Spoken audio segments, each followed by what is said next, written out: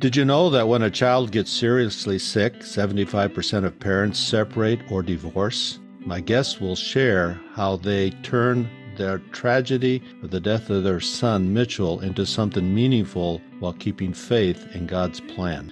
Welcome to the Unconventional Ministry podcast, where the conversation is about fresh ministry ideas and innovative approaches. I'm Dennis Weens, your host, Senior Impact Catalyst at Sat7 USA. To be a Christian in countries close to the gospel can seem like living within walls no one else can see. It is like being amongst a crowd, but still separate. It is like your life is in the space between parentheses. Sat7 broadcasts can go across borders anytime, anywhere. Through our 4 satellite TV channels, video on demand, social media channels, Sat7 airs culturally relevant Christian broadcasting in 25 countries across the Middle East and North Africa, reaching millions of viewers.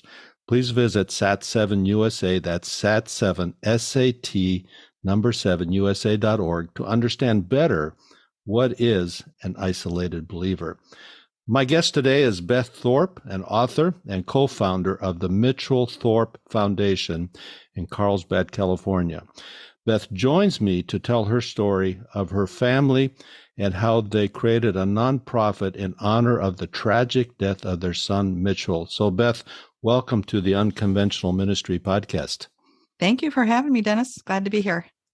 It's great to have you, and thank you for reaching out. You have this incredible story to tell of personal tragedy, but how God worked through you and your husband. And I'm just impressed of how much you've done for other families that were in your similar situation. So briefly bring our listeners up to this personal tragedy that you had. You've written a book about it. We'll get into that a little bit later, but just briefly describe this personal tragedy. Yes. No one ever wants to walk in these types of shoes, but if anyone's ever experienced loss of a loved one, in this case, it was a child for us, it's not a something you wish on anyone to have to go through. But in our situation, we were a very happy, loving couple, living our lives, living our best lives ever. My husband in a totally different industry, in the fitness and health and wellness industry. I was in the fashion business, had 2 beautiful boys. My husband was an ex-Dodger. He played baseball, so baseball kind of ran through our family a lot. He just coached our boys up, and they also fell in love with the game. So baseball is a thread that kind of runs through the story as well, until suddenly my son, Mitchell, at the age of 13, came home from school with really bad headaches. And then you think, okay, as a normal parent, all right, maybe you're coming down with the flu or something like that. You know, here's some medicine to take the pain away and the fever and the whatnot. And then you go to the doctor and you take all those steps as a parent would do, right? And you check off the boxes, but he wasn't getting better. And we're like, something is seriously wrong. And we're speeding up the time frame, and we're like, he's not well. Something is seriously wrong. And as a parent, and especially a mama, they kind of know their kids really well. And there's something, I kept saying to my husband, there's something more here that we don't understand. That why is this pain still persisting in Mitchell, and he's not getting better? So fast forward in and out of different hospitals. And this came on at the age of 13 for my son. And we were always chasing pain in his head, grabbing his head all the time. And you're like asking doctors, what's causing all this pain? And so they ran every test that they know to do, as doctors do, in and out of hospitals. Everything came back negative normal, but you're like, no, he's not normal. There's still what's happening here. So it becomes very like a rude awakening to the medical system when you're dealing with a difficult case, because after 5 years, Mitchell ended up passing away from an undiagnosed illness in and out of hospitals throughout the United States, looking for answers. And even to his death, undiagnosed to his death. So that was a mystery to us, very hard to deal with. Right. And just crying out to the Lord, what is happening here? Why is this happening to us? What is going on here? So much chaos and confusion, a period of life that we stayed faithful and praying to God, but we were trying to find clear answers and weren't getting any. and you keep knocking, you keep doing the next indicated thing as a parent, which you do because you go to the ends of the earth to save your child, in which we did, trying to find answers for him. Ultimately, though, when he passed at 18, it literally almost wiped us out. Literally, our marriage, our family, the heartbreak was so deep. It's the pain so deep in your heart. It's like a knife in your heart. You just needed someone to take it out and stop the bleeding. I could hardly breathe and curled up in a ball. And the Lord spoke deep to my spirit because he knows how faithful my husband and I were. And he just spoke to my spirit. This is not the end. This is the beginning. And I sat up in my bed and I was like, looked to the heavenlies. And I felt that in my spirit illuminate my mind, how God speaks. And I said, yes, it feels like the end. What does that mean? And literally that same week, my husband was at the local church here, and two young boys he coached in baseball, both had cancer. One had non-Hodgkin's lymphoma, the other lymphoma, and both families trying to make ends meet, trying to figure out how to cover the bills. Because what happens, one parent has to quit their job to stay by that child, to advocate, take the doctor appointments and so on. So the bills keep coming in, and that's where the spiral effect happens. So the stress load upon the families is so high. And that's where the issues of marriage falling apart when families or have a child that has a very serious medical condition or a disorder. It just kind of wreaks havoc on a marriage, I should say. And that's what the enemy tries to do anyway. He's trying to destroy marriages, and that's his game plan. So, we were like, no. So we knew our authority in Christ, and that's the one point I'd point out to people. If they have their faith in him, they need to know their authority and how to come up against the enemy. I was struggling with him all the time. Of get your hands off my son in the name of Jesus. Always that, and praying over him. We had pastors praying over our family and over Mitch and the whole thing during our journey. And ultimately, though, I had to come to the conclusion that no one could figure it out here on this earth, which was still astounding to me. But God knew he had to take him home to heal him because he's the master healer, because no one could figure it out here.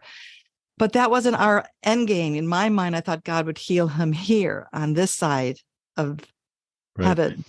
I was reading on your website that children who get seriously sick like this, 75% of parents separate or divorce. And I think you've already alluded to that. The stress on the marriage is just so strong.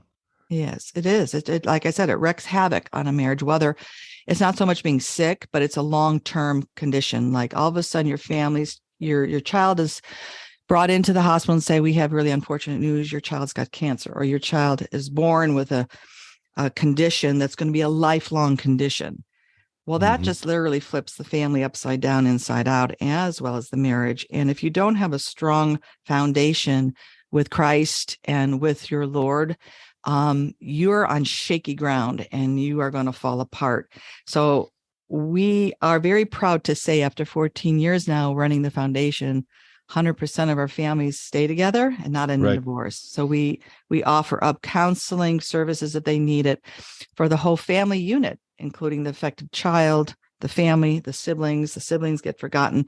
So we try to bring that sense of normalcy, whatever that would be during that time, which is very difficult, as much normalcy as possible to keep that family functioning as best as possible. I think one thing that stands out to me as I look through the material is that your healing came through helping others. Yes. And talk to us a little bit about that process, how you came to that realization.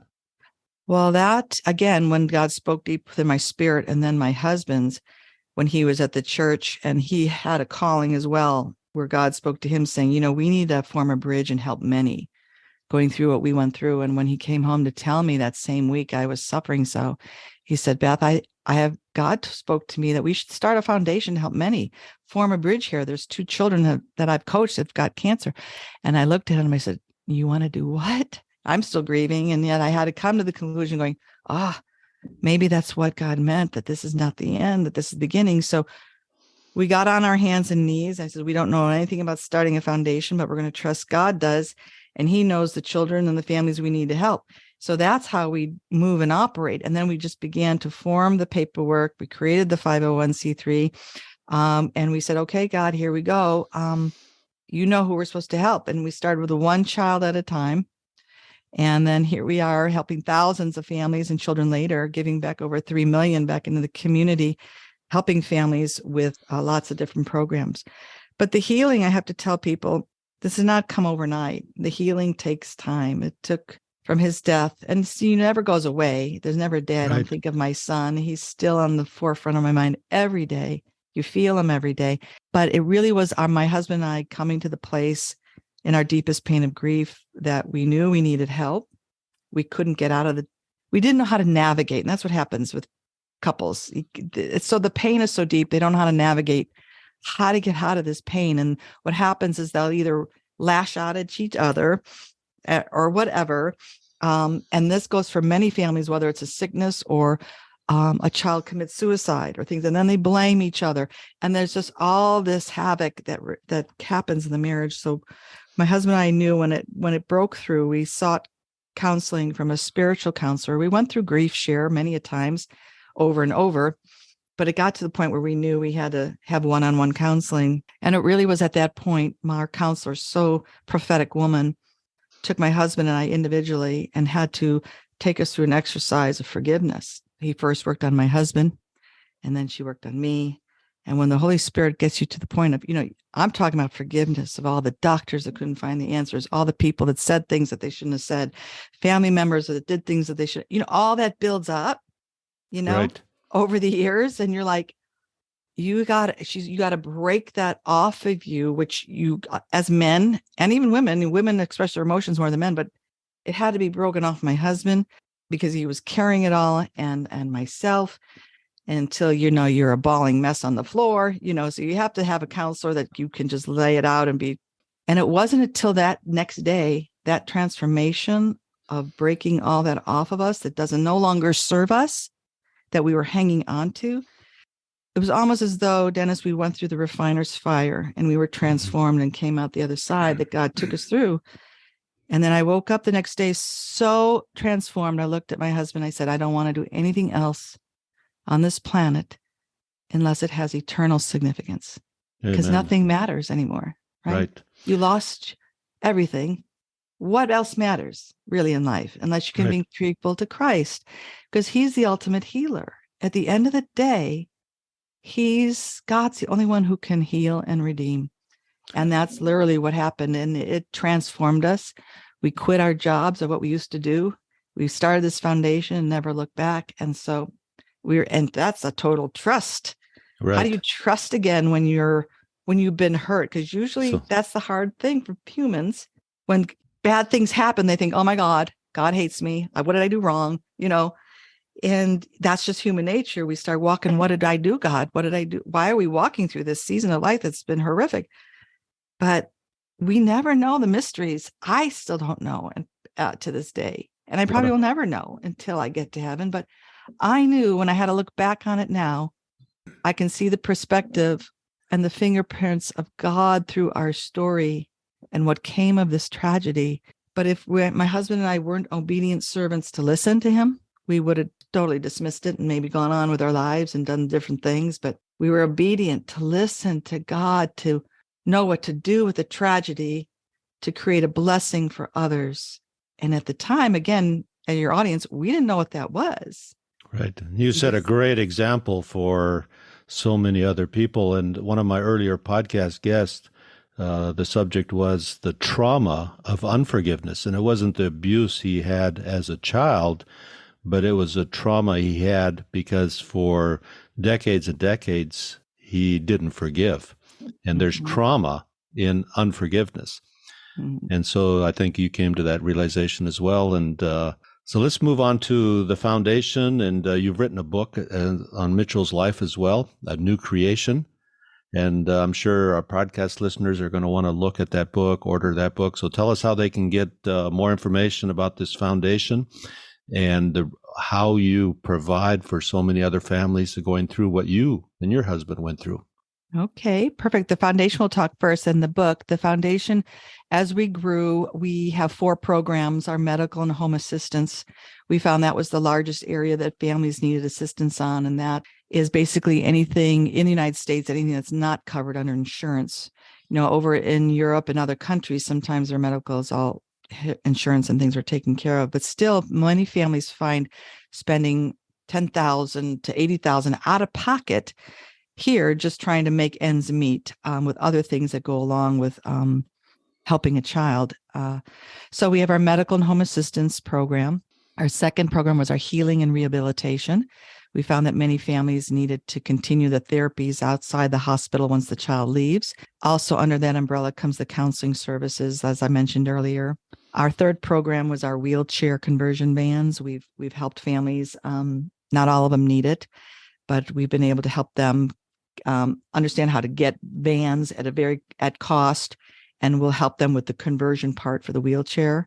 And then our last program was our Youth Leadership Council, which was a beautiful thing that came out of it. We found that kids like helping kids. So Right. now we have actually a servant leadership program. We started 12 years ago of training up this next generation, what it means to be a servant leader and how to get back into the community. So they get involved with all our events. And so that's a beautiful thing also that came out of that. And I lost a child, but I end up with all these children around me now that we get to pour into and train them what it means to walk like Jesus walked and serving others and helping others. You've helped hundreds of families, and that represents maybe thousands of people because you don't just help the child, you help parents, you help the extended family and the extended families of them. So you've done a great job. How can people learn more information? Yes, they can go to mitchellthorpe.org. And then the book came out. People over the years kept telling me, oh, you really need to tell your story, all the things that happened and how God worked in your lives. So I finally got to it during COVID, right? So everything shut down. So I kind of poured into it, and it took me 15 months to get it done. And another God miracle on that, they say writing a book was hard, try getting it published. So then you're like, oh my gosh, Lord, where do I go? Where do you begin? Right? So it's so overwhelming. And it literally was my very first book submission to a publisher out of New York. In my mind, I thought, well, go big or go home. Let's just start there. So, and it was, again, a miracle. I got a congratulations letter saying your book, I'm under the faith-based section of Morgan James Publishing out of New York. He says, we only publish 25 faith-based books, and you're going to be one of them this year. So it just came out. It's been out about 6 months now. So been out promoting the book, and it's a new creation, finding meaning in the midst of tragedy. And you can find it wherever books are sold online. If your audience is overseas, across the world, probably online is where they would order it.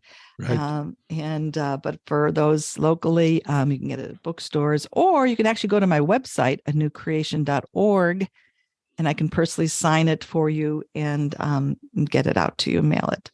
So thank you. And if you know a family that's going through what Beth and her husband have gone through, be sure to share this podcast with them and reach out to Beth. You can learn so much more from their website and then, of course, through the book that she's just written.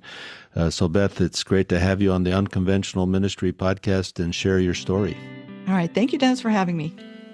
In our changing world, there are more ways than ever to do ministry. Sat7 as a broadcast media ministry is changing how ministry is done. Through innovative approaches, collaborative efforts, broadcast satellite television, web streaming, and social media, Sat7 is making a difference. Visit Sat7 online today at sat7usa.org to learn ways you can be a part of this kingdom work. If you've enjoyed this conversation, please share it with your friends. If you know of an unconventional ministry approach, please introduce us. We'd like to have them on as guests. Thank you again for joining this episode of the Unconventional Ministry Podcast.